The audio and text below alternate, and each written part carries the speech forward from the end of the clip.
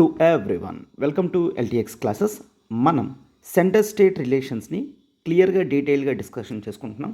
అయితే లాస్ట్ క్లాస్లో we are discussing about the administrative relations, like executive powers ఏ విధంగా డిస్ట్రిబ్యూషన్ అయి ఉన్నాయి అండ్ స్టేట్స్కి సెంటర్స్కి ఉన్న ఆబ్లిగేషన్స్ ఏంటి అంటే అన్నీ కూడా కాన్స్టిట్యూషనల్ ఆబ్లిగేషన్స్ కానీ, అండ్ సెంటర్స్ ఏ విధంగా స్టేట్స్కి డైరెక్షన్స్ అనేవి ఇవ్వగలది, and mutual delegation of functions అంటే ఏంటి, ఎవరికి వర్క్స్ని డెలిగేట్ చేయగలరు, డెలిగేషన్ అంటే ఇవ్వడం అని కూడా చూస్తున్నాం అవునా. సో ఇప్పుడు వాటిని కంటిన్యూస్గా మనం పార్ట్ అనేది కంప్లీట్ చేద్దాం, రైట్. సో ఇప్పుడు ఈ క్లాస్లో మనం అడ్మినిస్ట్రేటివ్ రిలేషన్స్ కంప్లీట్ చేసుకున్నట్లయితే నెక్స్ట్ క్లాస్లో వేరే టాపిక్ అనేది మనం స్టార్ట్ చేయొచ్చు, రైట్. ఎస్, సో దాని కంటిన్యూషన్ అనేది చూసే ముందు ఒక్కసారి చూడమ్మా. ఫీజ్ హైక్ అలర్ట్ అనేది ఇవ్వడం జరుగుతుంది. మనకి 1 నవంబర్ నుంచి ఫీజు అనేది హైక్ అవబోతుంది అనమాట, right. So general studies fee 30,000 నుంచి 35,000కి పెరుగుతుంది. జనరల్ స్టడీస్ ప్లస్ బిగ్ 5 50,000 నుంచి 60,000. UPSC infinity the flagship programme 60,000 నుంచి 70,000కి వెళ్తుందన్నమాట. మీకు దీంట్లో కరెంట్ అఫైర్స్ నాట్ ఎవ్రీథింగ్ ప్రతిదీ కూడా కవర్ అవ్వడం జరుగుతుందన్నమాట ఎన్సీఆర్టీస్తో సహా. అండ్ ఆప్షనల్ ఇన్ఫినిటీ కూడా 25,000 నుంచి 30,000కి వెళ్తుంది. సో మీరు 31 అక్టోబర్ కల్లా జాయిన్ అయినట్లయితే ఓల్డ్ ఫీజు అనేది ఉంటుంది. 1 నవంబర్ నుంచి కొత్త ఫీజు అనేది అప్లికేబుల్లోకి వస్తుందన్నమాట, రైట్. సో మీకు ఏ డౌట్ ఉన్నా మీరు ఈ నెంబర్ కాల్ చేయగలరు 7893899553, రైట్. ఎస్, సో అయితే నెక్స్ట్ మనం టాపిక్ అనేది కంటిన్యూషన్లో చూసుకున్నట్లయితే we have to see the cooperation between centre and state. సెంటర్కి స్టేట్కి అసలు ఏ విధమైన కోఆపరేషన్ అనేది ఉంది, కాన్స్టిట్యూషన్ వీళ్ళిద్దరు కోఆపరేషన్ గురించి ఎక్కడైనా మాట్లాడిందా అనేది కూడా మనకి ఇంపార్టెంట్ అనమాట. అయితే coming to the part of cooperation చూసుకున్నట్లయితే ఎస్, ఒకవేళ సెంటర్కి స్టేట్కి ఆర్ బిట్వీన్ ది స్టేట్స్ ఏమైనా ఇష్యూస్ వస్తే అవి ఏ విధంగా సాల్వ్ చేసుకుంటాం అనేది కొన్ని ఆర్టికల్స్లో మెన్షన్ చేయడం జరిగింది. For example if you take article 262 of Indian constitution 262 ప్రకారం స్టేట్స్కి inter state river water disputes అనేవి వచ్చాయి అనుకోండి. జనరల్గా inter state river water disputes అనేవి వస్తాయి. ఫర్ ఎగ్జాంపుల్ కావేరీ రివర్ తీసుకుంటే సో అప్పుడు 2017-18 ఆ టైంలో చాలా వరకు ది కర్ణాటక స్టేట్ కానీ ది తమిళనాడు స్టేట్ మధ్యలో చాలా ఇష్యూస్ అనేవి జరిగాయి. అంటే inter state river and river valley issues కనుక చూసుకున్నట్లయితే ఈ డిస్ప్యూట్స్ సాల్వ్ చేయడం అనేది మోస్ట్ ఇంపార్టెంట్, లేదంటే స్టేట్స్ మధ్యలో క్లాషెస్ అనేవి వస్తాయి. అయితే ఇట్లా డిస్ప్యూట్స్ అనేవి ఎడ్జుడికేట్ చేయడానికి మనకి క్లియర్గా పవర్ అనేది కాన్స్టిట్యూషన్ ఎవరికి ఇచ్చింది, పార్లమెంట్కి ఇచ్చింది. అంటే ఇంటర్ స్టేట్ రివర్ వాటర్స్లో డిస్ప్యూట్స్ వస్తే వాటిని సాల్వ్ చేయడానికి, వాటిని ఎడ్జుడికేట్ చేయడానికి పార్లమెంట్ కావాలంటే ఒక బాడీని ఏర్పాటు చేయగలదు. పవర్ ఎవరికి ఇవ్వడం జరిగింది, ఆర్టికల్ 262 ప్రకారం పవర్ అనేది పార్లమెంట్కి ఇవ్వడం జరిగింది. Most important article, one of the most important articles అమ్మ article 262 inter state river or river valley డిస్ప్యూట్స్ని సాల్వ్ చేయడం అనమాట, రైట్. పవర్ అనేది పార్లమెంట్కి ఉంది, పార్లమెంట్ బాడీని ఎస్టాబ్లిష్ చేయగలదు. అలానే ఆర్టికల్ 263 కూడా చూస్తాం. అయితే 263 ఎస్, ఒకవేళ సెంటర్కి స్టేట్స్కి ఇష్యూస్ ఉంటే ఆర్ స్టేట్స్కి ఇష్యూస్ ఉంటే జోనల్ వైజ్గా ప్రాబ్లమ్స్ వస్తాయి. ఎస్, ఆ ప్రాబ్లమ్స్ ఒకవేళ వస్తే వాటిని డిస్కస్ చేసుకోవడానికి ఒక ప్రాపర్ ప్లాట్ఫామ్ అనేది ఉండాలి కదా. ఎస్, దాన్నే మనం ఇంటర్ స్టేట్ కౌన్సిల్స్ అని చూస్తామన్నమాట, క్లియర్. సో ఇంటర్ స్టేట్ కౌన్సిల్స్ని ఎస్టాబ్లిష్ చేస్తారు. స్టేట్స్ మధ్యలో క్లాషెస్ ఏమైనా ఉంటే వాటిని ఇన్వెస్టిగేట్ చేయడానికని ఆర్ వాటి గురించి డిస్కస్ చేసుకోవడానికి ఒక ప్రాపర్ ప్లాట్ఫామ్ అనేది మనం చూస్తాం ఆర్టికల్ 263 ప్రకారం. అయితే ఎవరు ఎస్టాబ్లిష్ చేస్తారు ఈ ఇంటర్ స్టేట్ కౌన్సిల్స్ అంటే that is by the president establish చేయగలరు. కన్ఫ్యూజ్ అవ్వకండి. ఆర్టికల్ 262 రివర్ వ్యాలీ ఇష్యూస్ అయితే పవర్ పార్లమెంట్కి ఇవ్వడం జరిగింది. 263 ప్రకారం ఇంటర్ స్టేట్ కౌన్సిల్స్ అయితే పవర్ ప్రెసిడెంట్కి ఇవ్వడం జరిగింది. అయితే ఈ బాడీని 1990లో ప్రెసిడెంట్ గారు ఇంటర్ స్టేట్ కౌన్సిల్స్ని ఎస్టాబ్లిష్ చేయడం అనేది జరిగిందనమాట. అండ్ ఇది మాత్రమే కాదు, ఫుల్ ఫెయిత్ అండ్ క్రెడిట్ అనేది త్రూ టెరిటరీ ఆఫ్ ఇండియా ఇవ్వాలి. దేనికి, సెంటర్ కానీ స్టేట్ కానీ ఎప్పుడైనా ఏవైనా రికార్డ్స్ కనుక పబ్లిష్ చేసేటప్పుడు గుర్తుంచుకోండి, వాటికి ఫుల్ ఫెయిత్ అండ్ క్రెడిట్ అనేది ఇవ్వాలి. ఇది కాన్స్టిట్యూషన్లోనే చెప్పడం జరిగింది. ఫుల్ ఫెయిత్ అండ్ క్రెడిట్ అనేది ఇవ్వకపోతే సెంటర్ పబ్లిష్ చేసిన రికార్డ్స్ని స్టేట్ కానీ స్టేట్ పబ్లిష్ చేసిన రికార్డ్స్ సెంటర్ కానీ ఇద్దరూ కూడా పట్టించుకోకుండా ఉంటారనమాట. క్లియర్. సో అట్లా జరగకుండా ఇద్దరి యొక్క రికార్డ్స్కి రెస్పెక్ట్ ఇవ్వాలని కాన్స్టిట్యూషన్లోనే చాలా క్లియర్గా వాళ్ళ రికార్డ్స్కి ఫుల్ ఫెయిత్ అండ్ క్రెడిట్ అనేది ఉండాలి అని చెప్తున్నారనమాట. రైట్. ఎస్. అండ్ ఇది మాత్రమే కాకుండా ఫర్ ఎగ్జాంపుల్ ఒకవేళ if there is an issue that is regarding interstate 2 or 3 states or మధ్యలో ఇంటర్స్టేట్స్ మధ్యలో ఫ్రీడమ్ ఆఫ్ ట్రేడ్ అనేది మోస్ట్ ఇంపార్టెంట్, అవునా? సో ఆ ఫ్రీడమ్ ఆఫ్ ట్రేడ్ ఆ ఇష్యూస్ కానీ ఆర్ ఆ freedom of trade commerce intercourse గురించి చూసుకునే ఒక అప్రోప్రియేట్ అథారిటీని ఎస్టాబ్లిష్ చేయాలనుకున్న ఈ పవర్ అనేది పార్లమెంట్కే ఇవ్వడం జరిగింది. క్లియర్. పార్లమెంట్ ఒకవేళ కావాలనుకుంటే ఈ ఫ్రీడమ్ ఆఫ్ ట్రేడ్ కామర్స్ని చూసుకోవడానికి ఒక స్పెసిఫిక్ అథారిటీని కూడా ఎస్టాబ్లిష్ చేయగలది.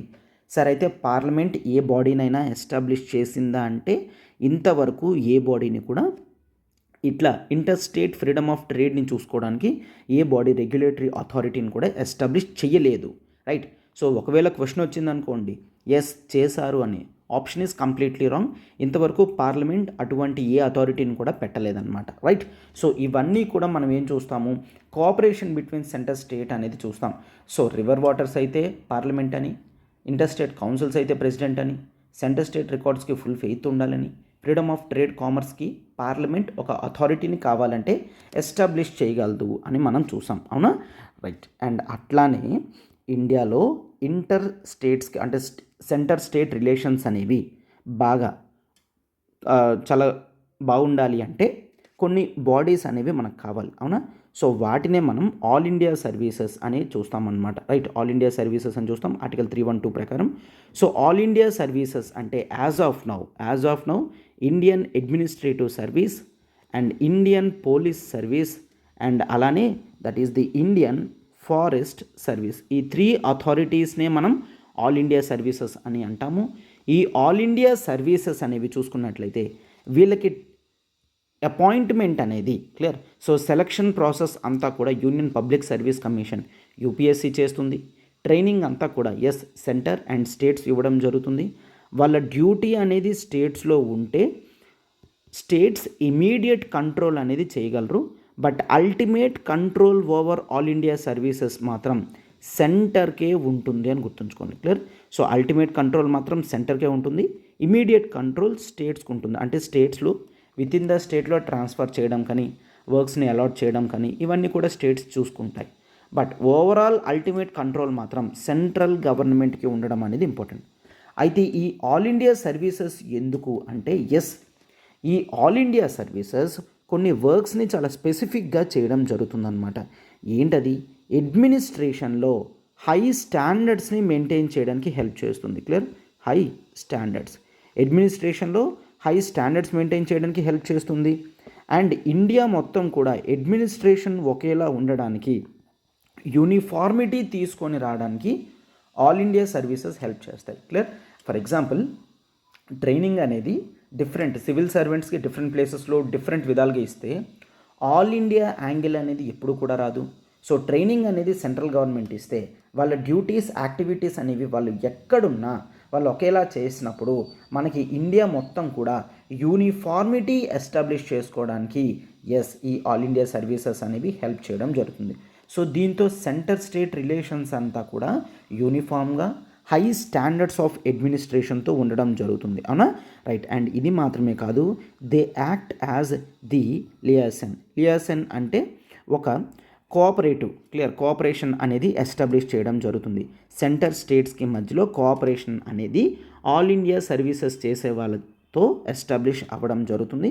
సో అందుకనే సెంటర్ స్టేట్ రిలేషన్స్లో ఆల్ ఇండియా సర్వీసెస్ అనేవి one of the important roles play చేయడం జరిగింది. దీన్నే అంబేద్కర్ గారు కూడా యాక్సెప్ట్ చేశారనమాట.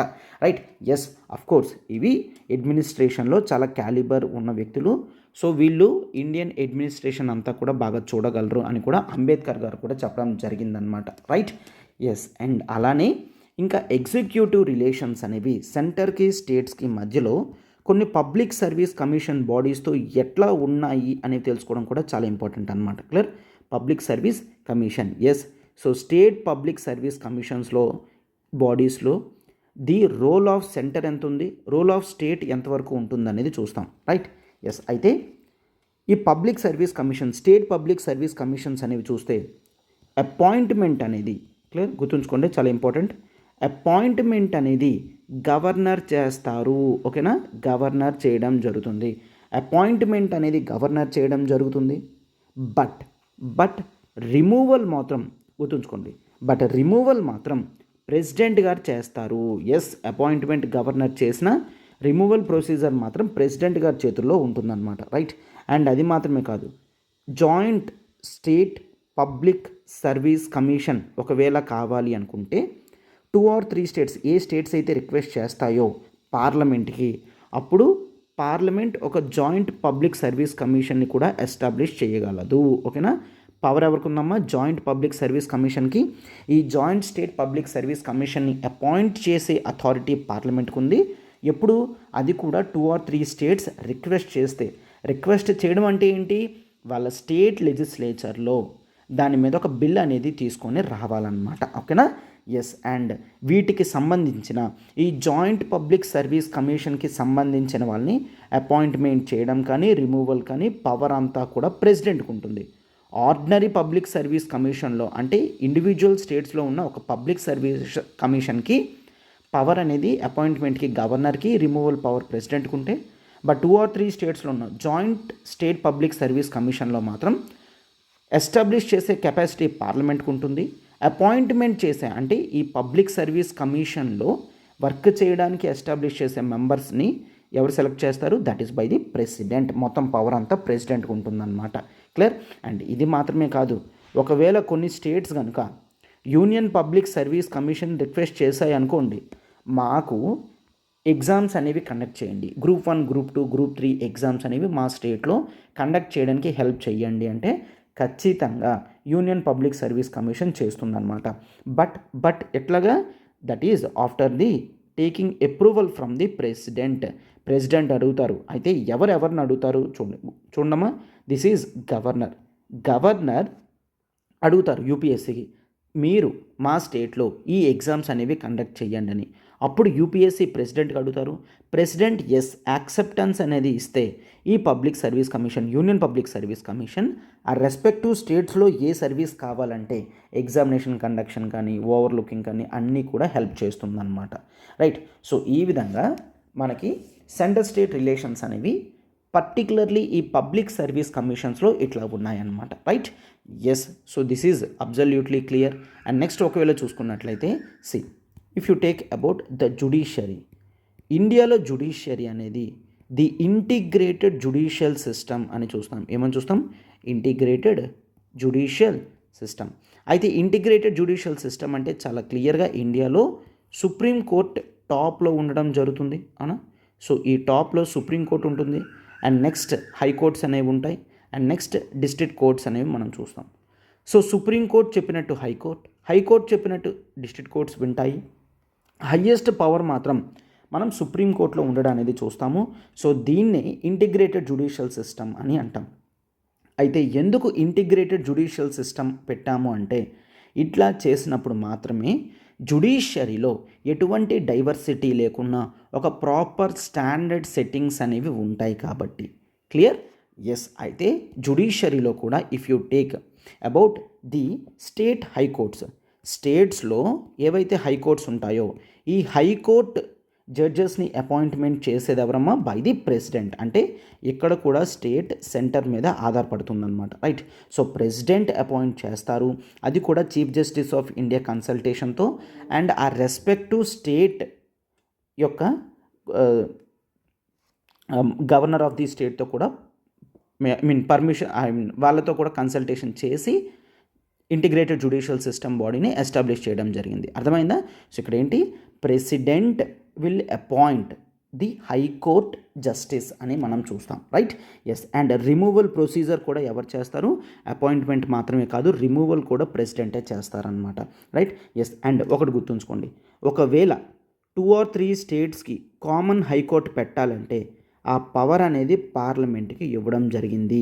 ఎస్, పార్లమెంట్ ఒకవేళ కావాలనుకుంటే టూ ఆర్ మోర్ స్టేట్స్కి కామన్ హైకోర్ట్ని కూడా ఎస్టాబ్లిష్ చేయగలదు. ఫర్ ఎగ్జాంపుల్ ఈరోజు మహారాష్ట్రకి గోవా అండ్ పంజాబ్కి ఇట్లా మనకి కామన్ హైకోర్ట్స్ అనేవి ఉండడం జరిగింది, అవునా?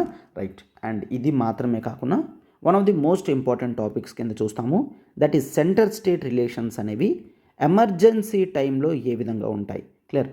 ఆల్రెడీ ఎమర్జెన్సీ టైమ్స్లో ఎగ్జిక్యూటివ్ రిలేషన్స్ అనేవి మనం ఇప్పుడు డిస్కస్ చేస్తున్నాం, అవునా? లెజిస్లేచర్ రిలేషన్స్ అనేవి ఆల్రెడీ కంప్లీట్ చేసాం, రైట్? నేషనల్ ఎమర్జెన్సీ అయితే, స్టేట్ ఎమర్జెన్సీ అయితే ఏ విధంగా వాళ్ళ పవర్స్ ఉంటాయి, లెజిస్లేషన్ ఎవరు ఎంతవరకు చేయగలరు అన్నీ కూడా మనం ఆల్రెడీ కంప్లీట్ చేసాం. ఇప్పుడు మనం ఎగ్జిక్యూటివ్ పవర్స్ అనేవి చూస్తామన్నమాట, రైట్? ఎస్. అయితే గుర్తుంచుకోండి, ఆర్టికల్ 352 నేషనల్ ఎమర్జెన్సీ అనేది డిక్లేర్ చేసినప్పుడు పవర్ అంతా కూడా ఖచ్చితంగా సెంటర్కి వెళ్ళిపోతుందన్నమాట. సెంట్రల్ గవర్నమెంట్ కావాలనుకుంటే ఏ విధమైన ఎగ్జిక్యూటివ్ డైరెక్షన్ అయినా, ఏ సబ్జెక్ట్ మ్యాటర్లో అయినా సెంటర్ ఇవ్వగలది. అయితే గుర్తుంచుకోండి సార్, మరి స్టేట్లో లెజిస్లేటివ్ అసెంబ్లీస్ కూడా ఉంటాయి కదా. లెజిస్లేటివ్ అసెంబ్లీ ఉన్నప్పుడు అక్కడ మినిస్ట్రీస్ కూడా ఉంటారు కదా. ఎస్, ఈ లెజిస్లేటివ్ అసెంబ్లీస్ ఉన్నా, మినిస్ట్రీస్ ఉన్నా అల్టిమేట్ పవర్ అనేది సెంటర్కే ఉంటుంది. ఎస్. అయితే ఒకసారి యూపీఎస్సీలో కూడా క్వశ్చన్ అడిగాడు, ఏంటి? ఆర్టికల్ 352 వచ్చేటప్పుడు ఖచ్చితంగా స్టేట్ లెజిస్లేటివ్ అసెంబ్లీని సస్పెండ్ చేయడం జరుగుతుంది ప్రెసిడెంట్ అని అంటే answer is absolutely wrong. Clear. అట్లా ఏం జరగదు. లెజిస్లేటివ్ అసెంబ్లీ రెస్పెక్టివ్ స్టేట్స్లో ఉంటాయి, వాటిని క్యాన్సిల్ చేయాల్సిన, సస్పెండ్ చేయాల్సిన అవసరం అనేది ప్రెసిడెంట్కి లేదు. ప్రెసిడెంట్ అట్లా చేయలేరు కూడా, రైట్? ఎస్. అంటే ఆ కండిషన్స్ అనేవి వేరే ఉంటాయి, బట్ మ్యాండేటరీగా లెజిస్లేటివ్ అసెంబ్లీని సస్పెండ్ చేయాలా అంటే ఆన్సర్ ఈజ్ నో అనమాట. This is about article 352. And అలానే ఆర్టికల్ 356 ప్రెసిడెంట్స్ రూల్ కనుక చూసుకున్నట్లయితే, ప్రెసిడెంట్స్ రూల్లో ప్రెసిడెంట్ ఆ రెస్పెక్టివ్ స్టేట్లో ఉన్న పవర్స్ అన్నీ కూడా అతను తీసుకుంటారు. ఎస్, ప్రెసిడెంట్స్ రూల్ పెట్టేటప్పుడు స్టేట్ లెజిస్లేటివ్ అసెంబ్లీని సస్పెండ్ చేయడం జరుగుతుంది. క్లియర్. ఎందుకు? ఎస్, ఆ లెజిస్లేటివ్ అసెంబ్లీకి కెపాసిటీ లేదు కాబట్టి పవర్ అంతా కూడా ప్రెసిడెంట్ గారు తీసుకోవడం జరుగుతుంది అని మనం చూస్తాం, ఓకేనా? This is about article 356. ఇక్కడ పవర్ అంతా కూడా ప్రెసిడెంట్ గారికే ఇవ్వడం జరుగుతుందన్నమాట, రైట్? ఎస్. అండ్ నెక్స్ట్ ఒకవేళ చూసుకున్నట్లయితే మనకి నెక్స్ట్ ఉన్న ఎమర్జెన్సీ ఏంటి? That is article 360. It is about financial emergency. Yes, financial ఎమర్జెన్సీలో పూర్తి పవర్ అనేది సెంట్రల్ గవర్నమెంట్కే ఉంటుందన్నమాట. ఫినాన్షియల్ ఎమర్జెన్సీ సెంట్రల్ గవర్నమెంట్ కావాలంటే స్టేట్స్కి చెప్పగలదు. ఏం చెప్పగలదు? కొన్ని ఫినాన్షియల్ ప్రొప్రైటరీస్ అనేవి ఫాలో అవ్వాలి అని. ఎస్, ఆ టర్మ్ రాస్తాను, దట్ ఈజ్ ఇంపార్టెంట్, చాలా జాగ్రత్తగా గుర్తుంచుకున్నామా. That is financial propriety. Clear. Propriety, financial propriety అంటే ఫినాన్షియల్ మేనేజ్మెంట్కి సంబంధించింది. అంటే ఫినాన్షియల్ స్టేట్మెంట్స్ కానీ, రికార్డ్స్ కానీ ఎట్లా మెయింటైన్ చేయాలి, ఫినాన్సెస్ అనేవి ఎంత స్టాండర్డ్ వేలో మెషర్ చేయాలి, ఈ విధమైన డిస్కషన్స్ అన్నీ కూడా ఫినాన్షియల్ ప్రొప్రైటీలో చూస్తాం. Clear. Nothing but financial accountability, వీటన్నిటినీ కూడా uprightness in the finance matters, ఇవన్నీ కూడా చూస్తాం.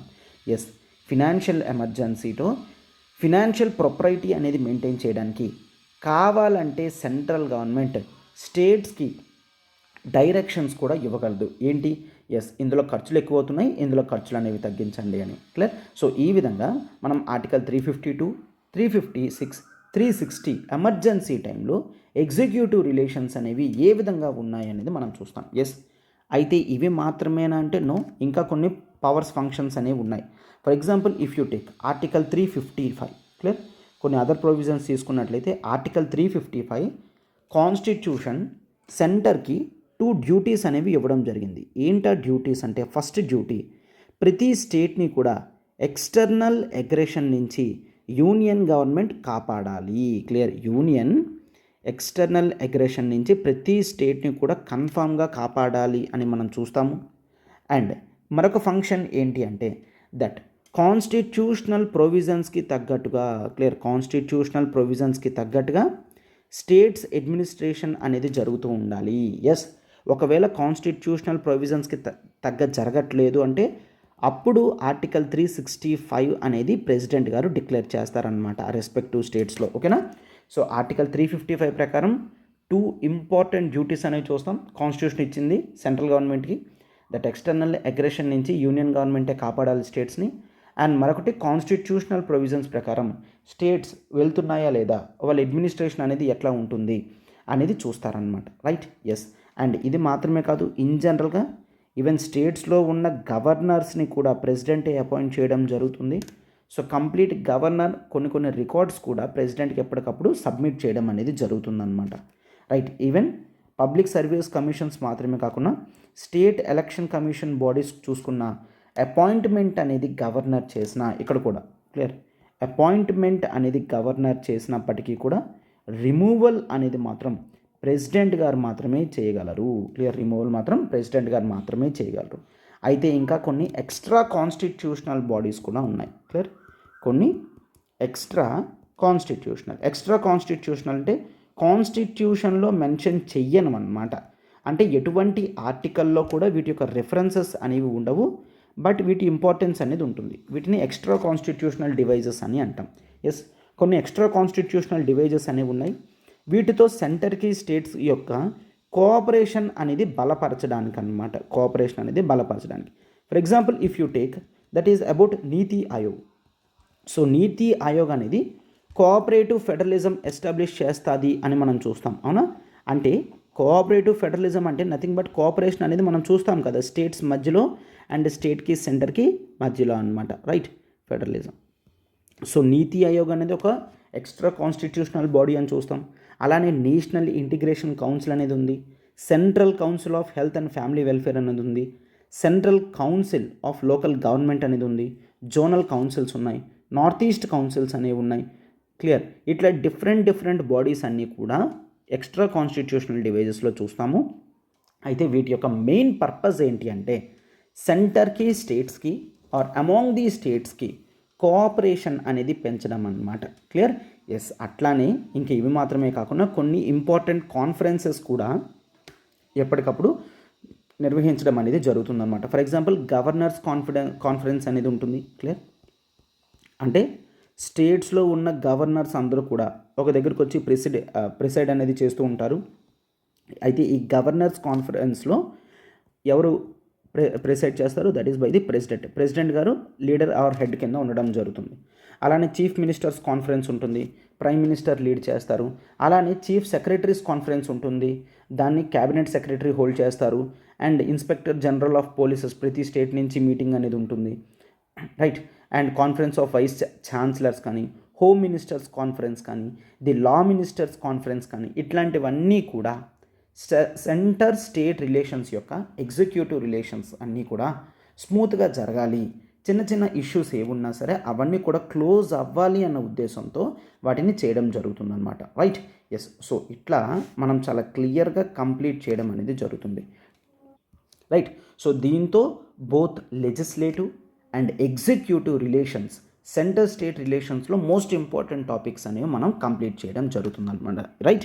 ఎస్. అయితే నెక్స్ట్ క్లాస్లో మనం ఫినాన్షియల్ రిలేషన్స్ అనేవి స్టార్ట్ చేద్దాం. బయట అంతకుముందు ఒక్కసారి చూడమా, మనకి లక్ష్మీకాంత్ కోర్స్ ఫీజు అనేది యాజ్ ఆఫ్ నౌ 3000 మాత్రమే ఉంది. అయితే నెక్స్ట్ 1 నవంబర్ నుంచి ఫీజు హైక్ అనేది మనం చూస్తాం. క్లియర్. ఫీజు హైక్ అనేది అవుతుంది 3000 నుంచి 5000. ఎస్, స్టూడెంట్స్ అనేవాళ్ళు జాయిన్ అవుతున్నారు, ఎంక్వైరీస్ అనేవి వస్తున్నాయి. సో వాళ్ళందరికీ కూడా చిన్న ఇంటిమేషన్ అనమాట, ఫీజు హైక్ అవుతుంది. సో 5000 అవ్వక ముందే ఈ మంత్ ఎండింగ్ కల్లా 31 అక్టోబర్ కల్లా పే చేసినట్లయితే 3000 రూపీస్కి లక్ష్మీకాంత్ కోర్స్ అనేది మీకు అవైలబుల్గా వస్తుందన్నమాట. రైట్. ఎస్.